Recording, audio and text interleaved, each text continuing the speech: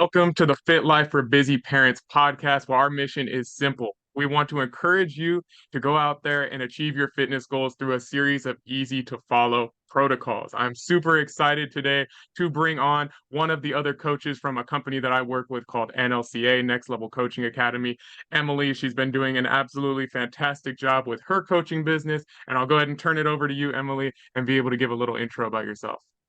Hey, so my name is Emily. I'm a single mom of two amazing children. I have a daughter who's 6 and a son who actually is just now 18 months.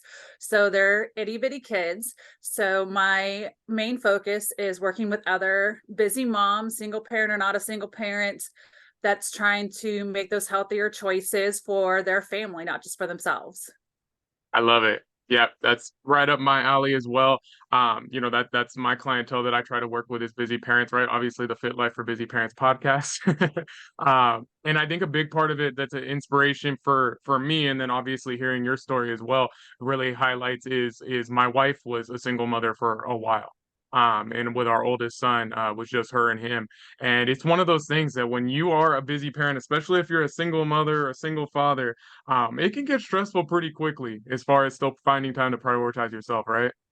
Yes, it is very hard. And I know that as a parent, whether you're a single dad or single mom, it's very easy to get into those habits of, you know what, let's go through the drive-through. Let's get fast food for dinner. I'm too tired. I'm too Eh, exhausted. Being a parent, single or otherwise, is exhausting. And so always having that energy to cook healthy meals is difficult. Like it's not an easy thing. And that has been a struggle for myself, and it's been trial and error to find what works in that busy parent life, to make those healthier choices. Yeah, absolutely. I hear you loud and clear. I've spent many a nights over going through the drive-through as well. Like, you know what? Just throw in the towel. I have no other options. Let's just go ahead and get it done. So I definitely hear you with that. So that obviously seems like a big source of motivation for you is your past and what you've gone through as a parent. What truly inspired you to go from just kind of being a single mom who's working on her fitness to being able to really be a coach and looking to help other women or other men for that matter, really be able to do what they need to do as far as their fitness goals? So it's kind of an odd story. Um, a couple of years ago, as a joke, we did this burpee challenge where it was do Okay. a burpee every day for a month. Well, it was more than a burpee, but we're supposed to be doing burpees every day for a month and just see um, how that whole thing progressed. And I had a friend who not only did it for the whole month, she did it for 2 years, and it completely changed her life by one simple, silly challenge of doing burpees.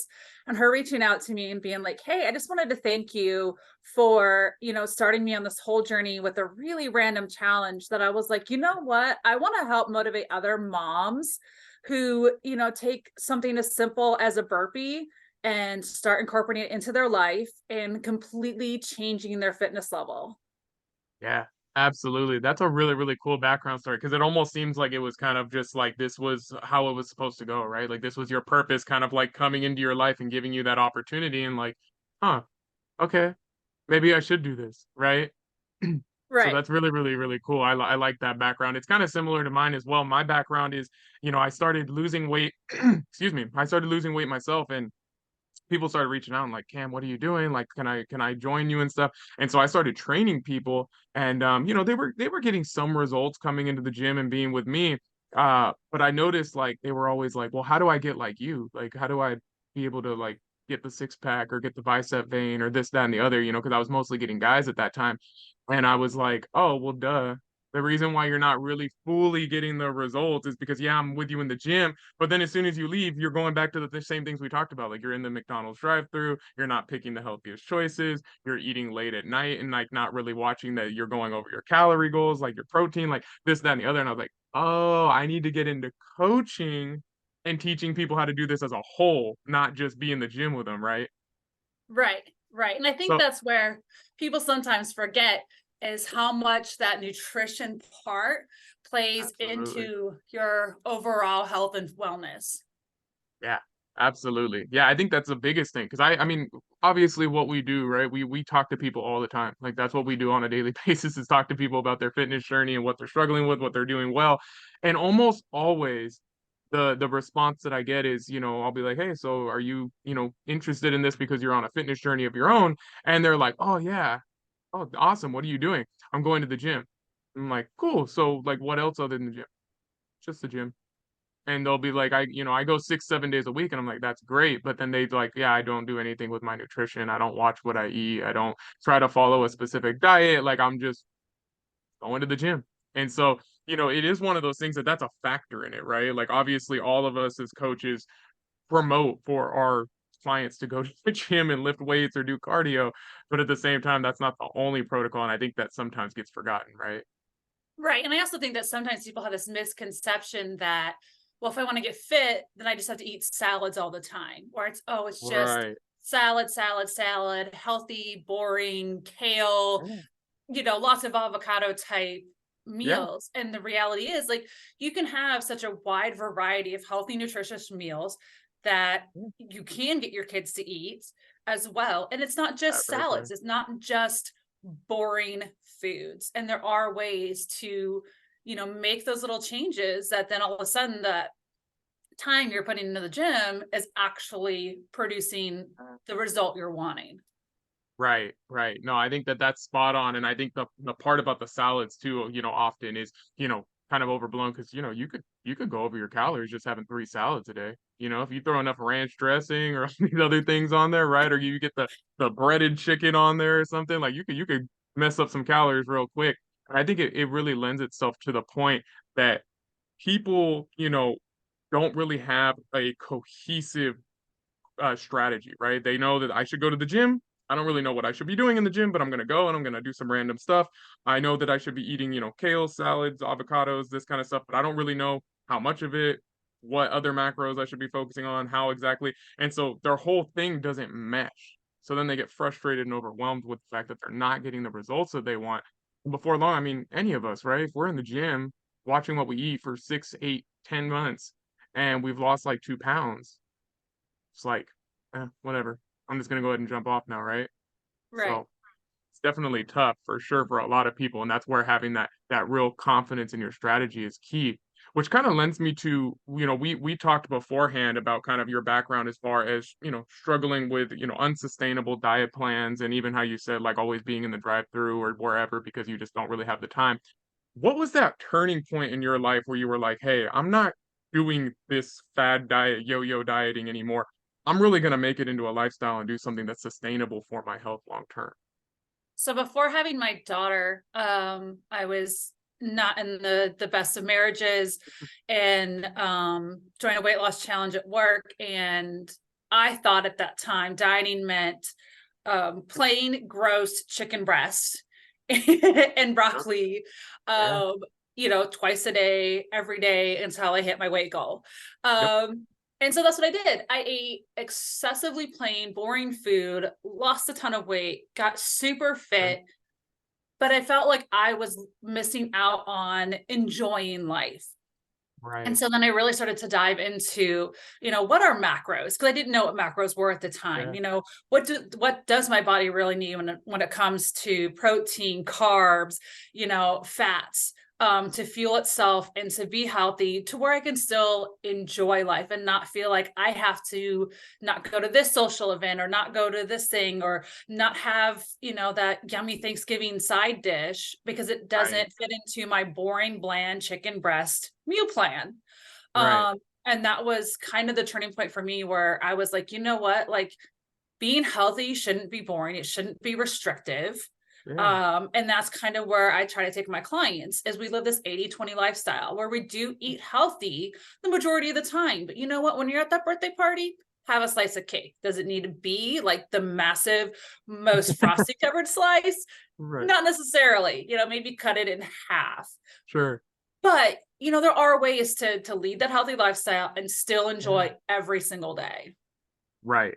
And I think that's such a roadblock for so many people mentally, right? I had a friend of mine who, isn't a client of mine, but just a friend and was talking to me about his fitness because obviously that's what I do. And I was asking him like, "Man, how's the diet going? How's this, that, and the other?" And he's like, I'm losing weight. He's like, it would be more fun to watch paint dry on the wall, but I'm getting through it. And I'm like, man, like I get it because I've been in those shoes, right? Just the same way you've been in those shoes, and like, yeah, this is what we're supposed to do. But the thing that I've kind of learned along my fitness journey, and it sounds like what you're saying as well, I talk to my clients a lot about this, is that this journey isn't supposed to define our lives or become like a second job, right? It's really supposed to enhance our lives because that's why we're doing this, is to be able to potentially have more energy, not have the aches and pains, be able to chase our kids around and not be fully winded, right? Be able to do the things that we want to do, have the quality of life that we want. But if you're losing the weight, but you're in such a calorie deficit that you're like literally about to pass out every day, if you can't do anything other than go to the gym because you're like, hey guys, I have to go 7 days a week, if you can't go to the birthday party or vacation or holiday party because you're like, well, I can't eat any of those things and it's too difficult for me, so I'd rather stay at home, like, what are we doing here? Right? Like, how is this benefiting us? Why are we doing this? Right? Right, right. And for me, my fitness journey, I have tried every fad diet, paleo, keto, intermittent fasting. I've done the Optavia and, Weight Watchers, where you have to count all the points, and it just becomes so tedious, and being healthy doesn't need to be tedious. And I think Right. that in this world of so many fads that have come across over time, and I'm sure there's going to be tons more fads that are come out in the Yeah. health industry in years to come, that I think the important part is for us coaches to really teach people, like, ignore the fads, ignore what happens to be the hit thing and the lingo for the week, and just make healthy choices. Like, Right. it can be so much more simple than what we try to make it every single day. Right. And the funny thing that I hadn't really thought about until you were saying this, because I've also done Weight Watchers. I started off at like 15 years old doing Jenny Craig. That was like my first diet that I did. And the thing that, I guess with fad diets or whatever it might be, is that people are willing to go and do like a lot of really, really hard work, right? Like how you said with Weight Watchers, counting all the points, right? With Jenny Craig, I knew that I had to pick certain meals and like put them into like my meal plan on a daily basis. And it took a lot of work of kind of balancing that out. And then we talk to our clients about macros, right? Which really isn't that difficult, especially if you're doing like just calories and protein to start off, right? The major Mhm. ones for body recomposition. And it's like, that's too hard. I don't want to do that. Like I don't want to count all the calories and the protein and no, I'm okay. But you'd be okay with like having that little Weight Watchers calculator and having to like not only take the calories and the protein, but then convert it into their own point system and then be able to use it that way. You know, I think there's just like a mental roadblock there of like, I've heard that too many times. I don't want that to be okay. I don't want that to really work. Have you noticed that as well? I have noticed that as well. And I think sometimes when you start to use those buzzwords and those lingos of like Right. macros and proteins and percentages, that, some people put up a little bit of that wall. Yeah. And the reality is, like, it's really not that scary. It's really not that hard. And as you kind of get into this consistency part of knowing exactly how much protein certain things have that you kind of eat on the regular, like, it becomes less tedious. Like, it becomes Right. more of a daily habit Yeah. than a daily task. Right. Absolutely. And then it becomes, like you said, just kind of like second nature. You just kind of wake up and you're like, hey, I got these 4 or 5 options that I know I can really have, right? Without really thinking about it. Or if I need to go and do the other thing, right? It's someone's birthday and we're going out for breakfast, then I know how to be able to put that in, be able to do whatever I want to do there, and still be able to figure out the back half of the day to make it work, right? So I Right. think that's the really, really cool part is when you get outside of that normal schedule that you don't have to just kind of wave the white flag and throw it all out the window until Monday. You can go ahead and still figure it out that day and be able to still be successful. So, obviously, Emily, this is something that you're really, really passionate about, right? It's something that's been a huge part of your life and transformation, not only for you, but for your kids as well.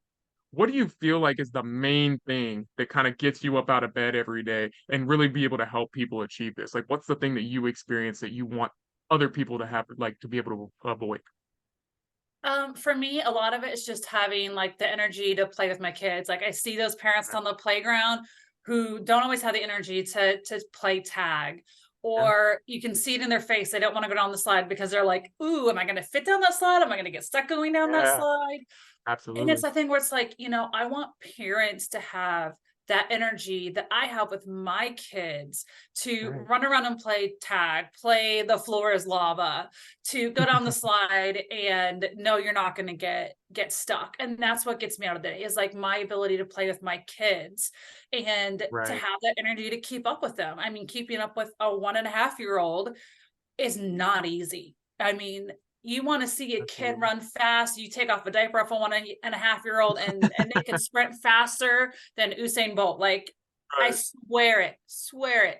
Um, sometimes that is my cardio workout is chasing, Oh, yeah. my kid around. But it's a thing where I want my kids to see me living a healthy lifestyle so they end up leading a healthy lifestyle too, so that they don't have to have the same battles that I had growing up. Yeah. For sure. Yeah, no, I think that that's a huge part of it, right? And that's a huge thing for me as well, was wanting to be around my kids and be able to really be the happiest and healthiest version of myself, the most energetic version of myself. And the other thing that kind of like taking a step further that I've realized for myself that I'm like, man, I don't want my kids to have to go through that is an example that I tell my clients a lot of times is we went to Disneyland one time and there's like this little, kid area and it has like rocks and whatever. And so my kids went through like this kind of narrower area and went right through it. I had lost a bunch of weight at this time. And I looked at my wife like, oh, go ahead and chase him, like I'll go around on the outside and be able to go and get him over there. And she was like, well, we could just all go through like that little tunnel and then you can see like what's going on too. And I'm like, there's no way in hell that I'm able to go through that. Like I'm going to get stuck in there. She's looking at me like, not a chance. Like it's not that tight. And still in my mind, because I had trained myself to believe this is who I am, right? The 245 plus pound man that I was. I looked at it, was like, no. And I told her, I was like, okay, get ready to push because if I get stuck, like you need to push me through. And I literally didn't even hit my shoulders, like on the side. Like that's how open it was. But I trained myself that way. And there's things like that where like I've seen pictures of me when I'm thinner and I look at them and I even get mad for a second because I think there's someone else sitting next to my wife. Like, that's how mentally messed up that I am from being the bigger guy for a while, that even now, right? Multiple years removed from that, I'm still sitting here like, who is that guy? Why is someone touching my wife's leg? Oh, that's me. Okay. Right? And so Right. that's something I don't want my kids to go through, but definitely motivates me with my clients as well, so that we can all get through this. Because I imagine at some point I'll be able to get over it. It just hasn't been long enough removed yet. So. Exactly. So it's definitely one of those things that keeps me motivated as well and keeps me inspired to get up every single day. Obviously we talk to people all the time, like, hey, you want to get this done, invest into coaching. What was your either first experience or your best experience with coaching, and what was that like making that like first investment in yourself? So that first investment kind of came um after I decided randomly that I was going to audition for American Ninja Warrior. I got like Nice. super fit. I started doing rock climbing competitions, and I had become the most fit I've ever been in my entire life. And I was an I athlete in imagine. college. I was a dancer. So fitness is not something that's completely new to me. And I started having people be like, "Hey, like, what are you doing to lose all this weight?" And I'm like, "I'm just having fun working out. Like, I'm rock climbing, which is it's still working out, but that's fun for me, you know?" Mhm. And I had more and more people just be like, "Hey, what are you doing? Hey, what are you doing? Like, I see your Right. transformation." And it was kind of that same thing with you, and your image issue, where I was like, I didn't realize I was losing all the weight. I didn't realize that I was getting more fit. Like I still saw myself as kind of this chunky, curvy, overweight person, and not the new fit person that everyone was seeing. And so that Right. one was when I was kind of like, I'm motivating all these people by just choosing healthy every day. Yep. And that's when it kind of hit with me. And I was like, you know what? I'm going to get my training certification with ISSA. And then I kind of was like, ooh, I want to start my own business, but I don't know what I'm doing when it comes to starting my own business. Yeah. So then, of course, doing Next Level Academy as well, Yeah. to kind of get that groundwork into place, were the big investments that I really started to make. Because as I was making positive influences on other people just by showing up every day, I was Sure. like, you know what? I want to do this for more people. Right. Yeah, no, I hear you. And it's one of those things that it's kind of crazy how we all kind of go through our own trials and tribulations to get there, right? It's not something that we just go like, yeah, this is something I want to do, so I'm going to invest in myself the way that we would with school or the way that we would like, hey, I want to be able to drive a car, so I'm going to invest into this, program to be able to teach me how to drive a car or whatever it might be, right? When it comes to our health, when it comes to things that are more fitness related, we always have kind of like I think I can do this on my own. I think I can figure out how to run a business on my own. I think I can figure out how to do this on my own. It's like, really? Can you? I mean, of course you could, but like, how long do you want to wait? Like, are you really going to stay hungry enough to go through, you know, 6 months, 2 years worth of figuring it out, right? And YouTubing and constantly working for 16 plus hours a day, like so on and so forth? Or are you willing to kind of bite your tongue a little bit, like swallow your pride and just be like, hey, might need a little bit of help, you know?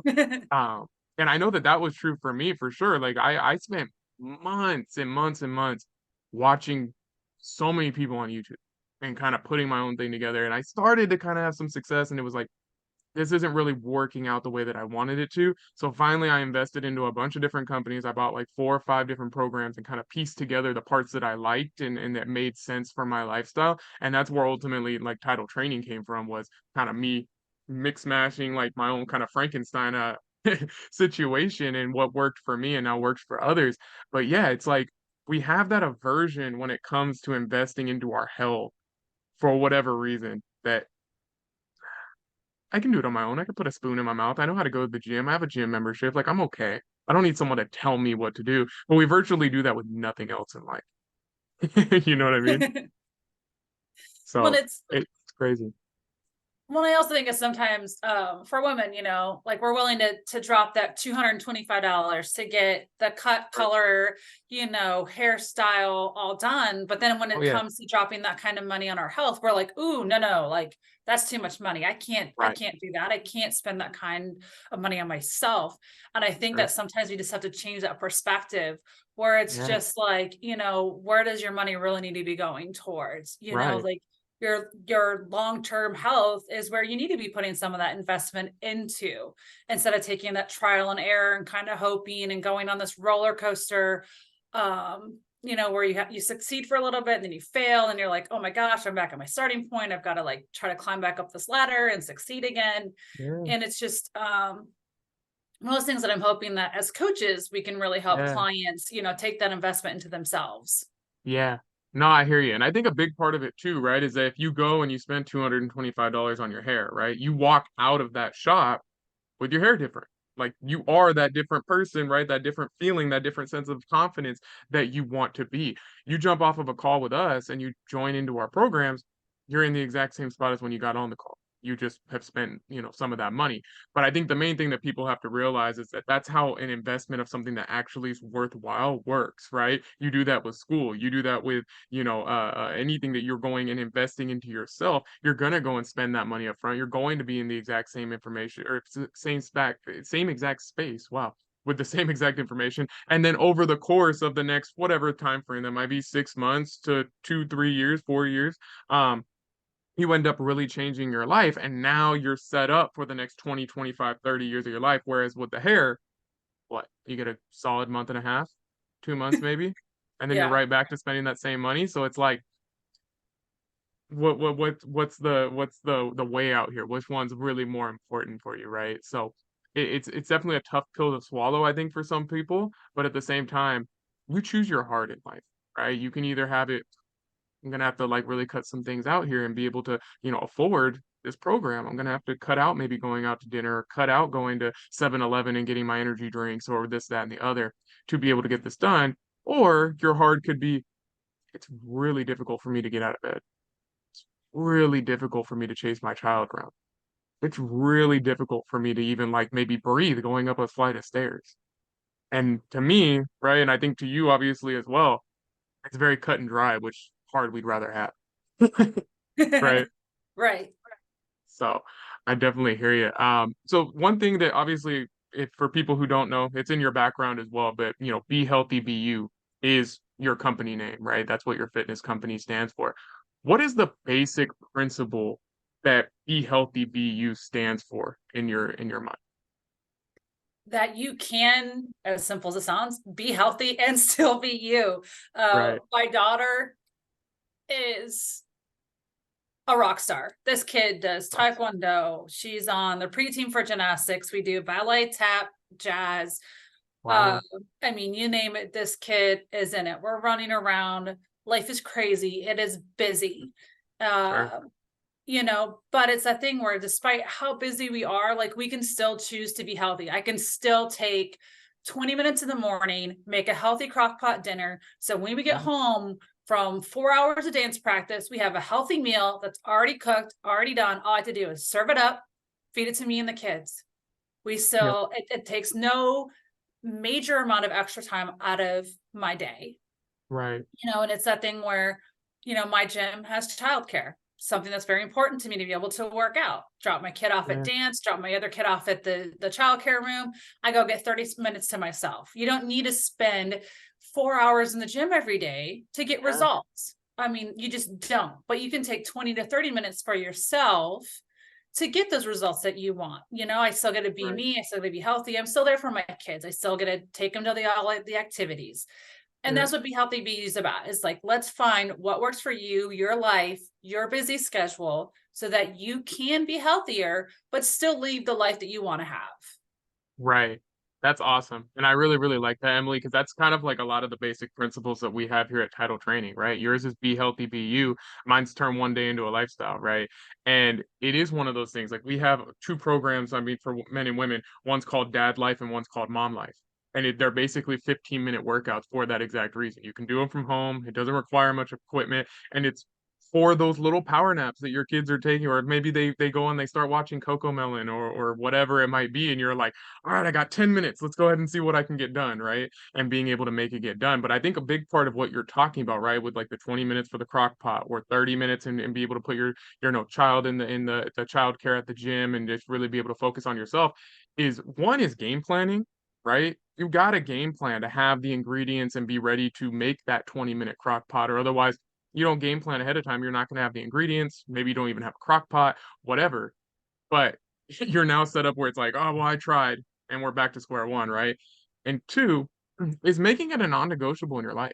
Sometimes it really is as simple as just deciding what I am going through in my current situation is not, it's not going to be something I can continue to live with. This lifestyle is not something that I'm willing to accept. And so for that reason, I'm going to make the small sacrifices, right? 30 minutes, 15 minutes every single day at the times that I need to get this done. And I'm not going to complain. I'm not going to say that I'm going to try. I'm going to do it and succeed. And having that mindset, right, really separates people that want to do it and I would like to get in shape and the people to get it done. And it's really just a mindset shift half the time. It is. And I think that a lot of people, especially moms, you're like, oh, well, I have kids. Take them with Yep. you. Make them Right. work out too. My daughter, since the age of 2, has been able to do burpees.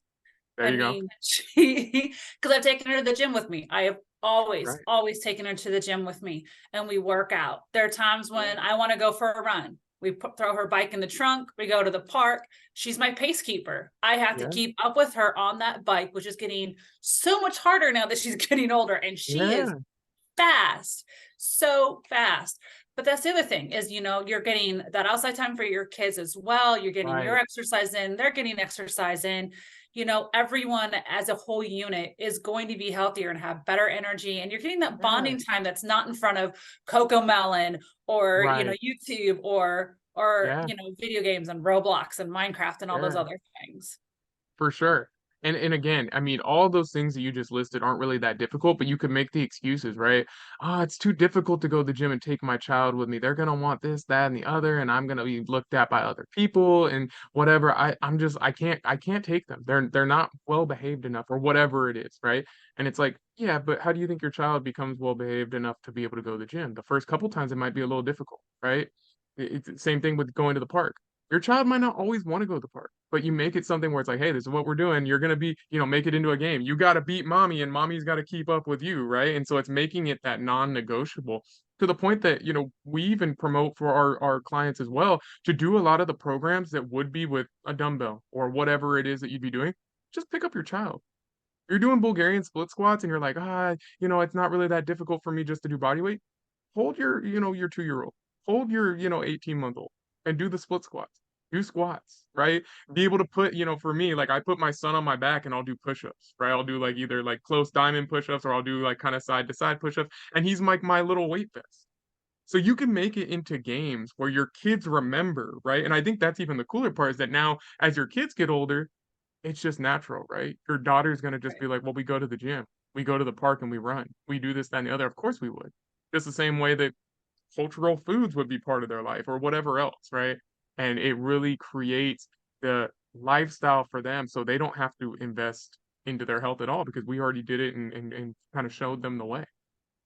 Exactly. Exactly. And that's, people always say with kids, it's hard to cook. Trust me, I get it. Yeah. But there are times when my son was younger, I throw him in the carrier, I throw him on my back, and I would have my daughter help me cook. Like, I didn't always let her have the sharp knives. You got to Yeah, practice some safety in there. yeah, sure. But I would chop stuff up and I'd be like, here, throw that in the pot, stir the pot.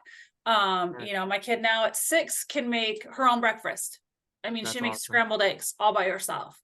Right. Obviously with parental supervision, Right. at no point will I say, hey, just let your kid use the stove without parental supervision. You're like But those child are the things. protective services. I'm not Yeah, I saying know. that. I know.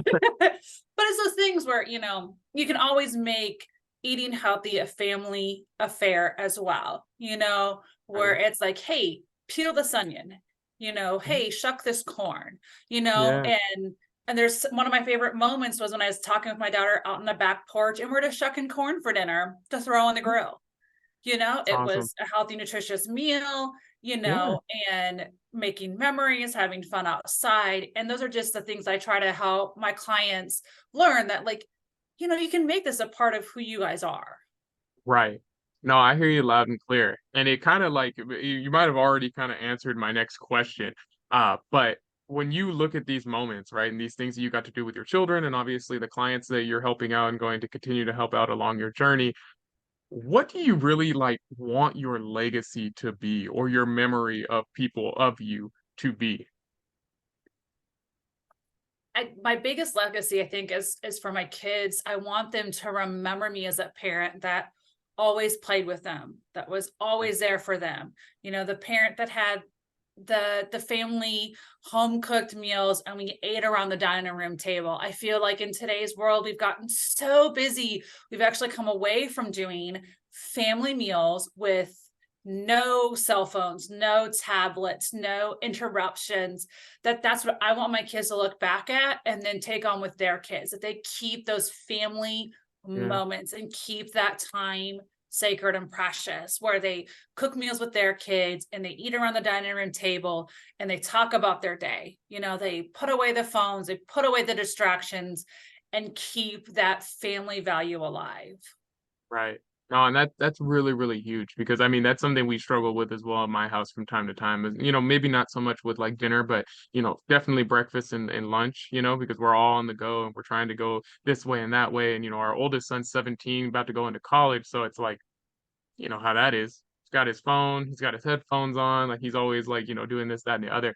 But it's one of those things that I think if initially children might be like, so lame. I just want to be able to watch my shows and do this, that, and the other. But when they become 25, 30, 35, 40, right? And they're having their own families and they're, seeing what we continue to have, as family morals, they're like, dang, that was really cool. That mom would always make sure that we sat down at the table and talked. And how was your day? What did you learn at school? What did you do at this? How was your gymnastics? How was, whatever. And it's like, I had a parent who actually cared about me rather than like maybe the cool parent that like let them do whatever they wanted, but didn't truly like care to be involved, right? Right. So I hear you loud and clear. That's definitely a big part of what we're working on as well and continue. I mean, it's a daily battle for sure.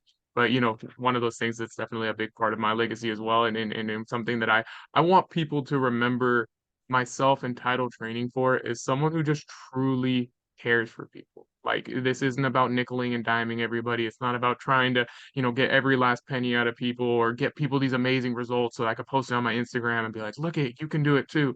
But rather that I'm really someone who wants people to succeed, wants families to be in a better place, wants people to get their return on investment. and that I'm willing to do whatever that takes, right? And whether that's for my family and sacrificing for my family to be able to get what they need, or for my clients, that we really live by what we stand for, and that we really turn one day into a lifestyle for, ourselves and for our family. So that's really, really cool. So these calls, these podcasts usually get pretty deep, right? And they're pretty heavy in certain capacities. So I usually like to end things off with something that's like a little bit more of uplifting and kind of different, to be able to finish things off. So the question that I'll ask for you, Emily, is if you had a superpower, right? It could be fitness related, could be just family related or something for yourself. What would that be and why? I'm gonna go with the really fun, lame answer, and it would That's totally it. be flying. Like I love to have the superpower flying Yeah, because I love to travel. same. I have my goal was to live on every continent. I'm short of two right now at this point in my life, That's so I've awesome. gotten almost all of them. I'd love to be able to just be like, hey, let's go fly to Paris for the afternoon. Right? Don't have to worry about the airline tickets and security and TSA and all that other craziness. Right. So yeah, it would definitely be flying. I love it. Yeah. At different times, mine was kind of similar with like teleportation or like being able to just kind of like transfer myself from one place to the next, right? For similar reasons with travel and stuff like that. But I think now as my kids have gotten a little bit older, most people always like want to like speed things up. And I think the thing that I realized with my fitness goal and how I like really missed the journey of like losing the weight the first time that I really lost it. And I didn't really enjoy it because I was so focused on the goal, right? Uh, would be like the ability to like really be able to slow things down. Whether that's like slow things down with my kids, whether that's slow things down with like my workout so I get like more time under tension, whether that's more slowing things down so that I enjoy the journey a little bit more, whatever it might be, but that ability to be able to slow down when I want to, almost like the movie Click, where he gets to go fast forward too, Yeah. but I would just want the slow down parts and maybe the rewind parts, to really just be able to enjoy those moments in my life. Because I think life goes by so fast and we're always so fast paced and wanting to continue to grow and get to the next, area in our life or the next, trip or whatever it is, that sometimes we forget just these are the moments right here that are really going to be lifelong, right? So that would definitely be mine. So I guess I kind of still ended it heavy, but wanted to go with the superpower that actually kind of more related to what I have going on right now, which is that's more the mindset that I'm in.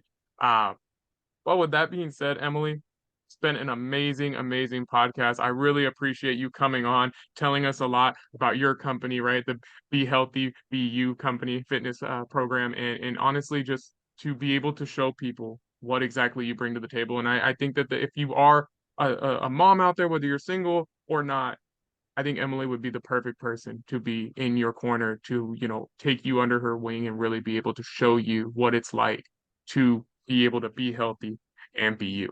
So thank you from that standpoint, Emily, for coming on here and sharing about your journey.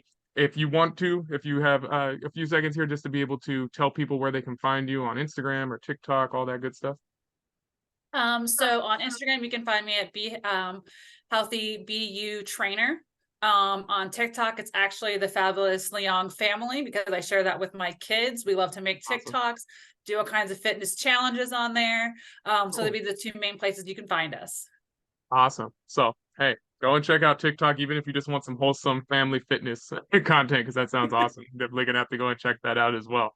But with that being said, guys, thank you for showing up for another episode of the Fit Life for Busy Parents podcast. Make sure you guys subscribe, whether that's on Spotify or on YouTube, to make sure that you don't miss out on any future episodes. Emily, thank you for your time again, and let's continue to turn one day into a lifestyle. Talk to you soon.